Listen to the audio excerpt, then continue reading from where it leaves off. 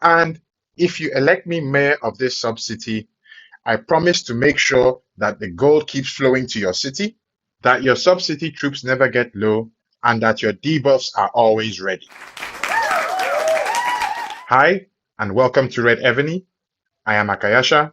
You can call me Aka, and we're covering subordinate city generals today. As you might be aware, certain generals, when assigned to a subordinate city as mayor, provide a number of benefits, the most important of which is related to the general's main skill. These benefits can be in relation to the development of the sub-city or benefits that can be applied during PvP, in other words, debuffs. We will explain some of the relevant things as we go along. Let's start by looking at some of the generals. We'll start off with sub-city development generals. Now, these are generals whose main skill enhances the development of your sub-city. Granted, those are not the main types of generals that most people want to focus on, but it is still important to be aware of them. So we'll cover them very quickly. First off, in China, we have Empress Wu, who increases construction speed by 75% in your sub-city. Next, we'll look at Charles Martel, who increases construction speed by 50% and troop training speed by 30% in your sub-city. We'll also take a look at Catherine in Russia, who increases troop training speed by 35% in your sub-city.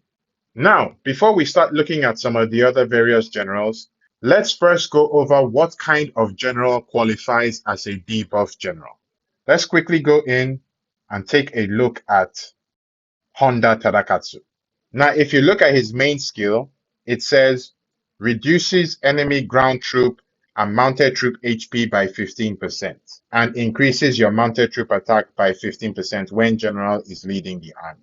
Here, what you need to pay attention to are the words reduces and the phrases when general is leading the army or when general is mayor. This group of words or phrases will show that the general qualifies to be a debuff general in your sub-city. On the opposite side, let's take a look at Mehmed over here. You see his skill? It says increases your ranged troop attack by 15% and reduces enemy mounted troops and ground troops defense by 15%. Now, his skill has the word reduces, which is fine, but when you look at the end, it says when general is leading the army to attack. Focus on attack. Any general whose skill includes this phrase cannot be used as a sub-city mayor, even if they have the reduces part. So that's something that you need to be aware of. Now, there are a lot of generals in the game that would technically qualify to be sub-city generals, but we won't go through all of them right now. Instead, we will look at some of the key generals that you should be aware of when making your selection. Let's go in. The first general that we want to look at is in Europe, and that's Constantine the Great. Reduces enemy ground troop and mounted troop attack by 20% when general is leading the army. Increases sub-city troop death to survival rate by 10% when general is the mayor. We move down and take a look at Gustavus. His main skill reduces enemy ranged troop and siege machine defense by 15% and increases ranged troop and siege machine attack by 15%. So he's another option. Let's go down and take a look at Arminius.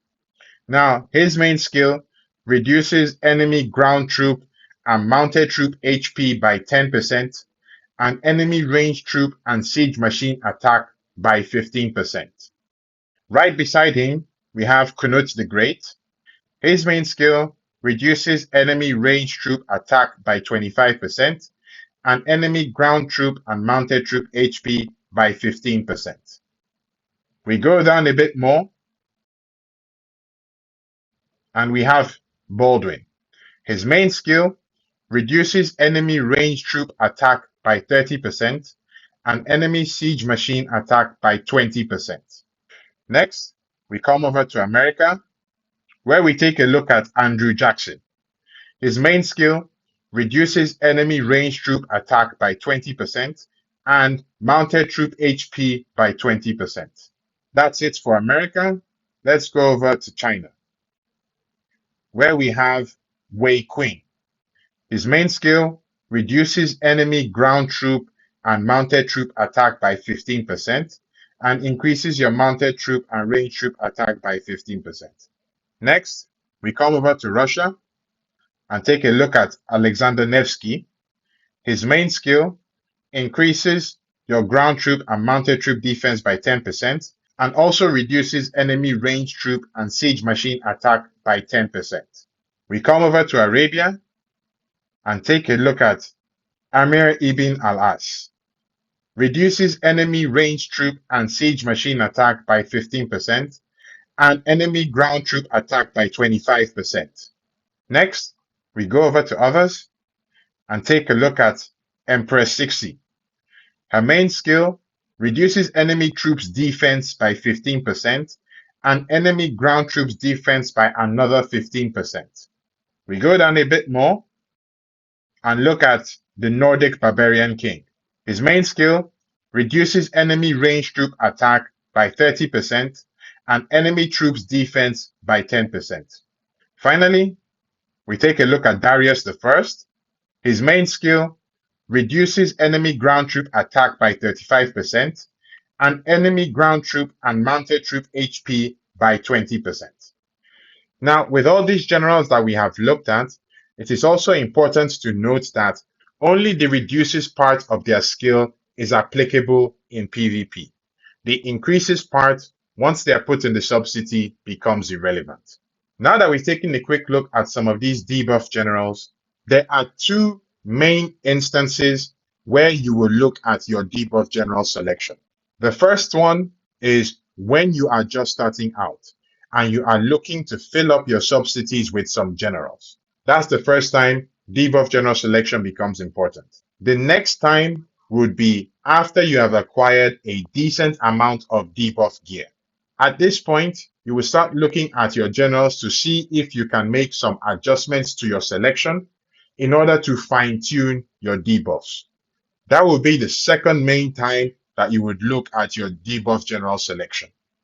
At that point in time, amongst all the other generals that we have mentioned so far, you would also probably want to look at some all-purpose generals, in quotes.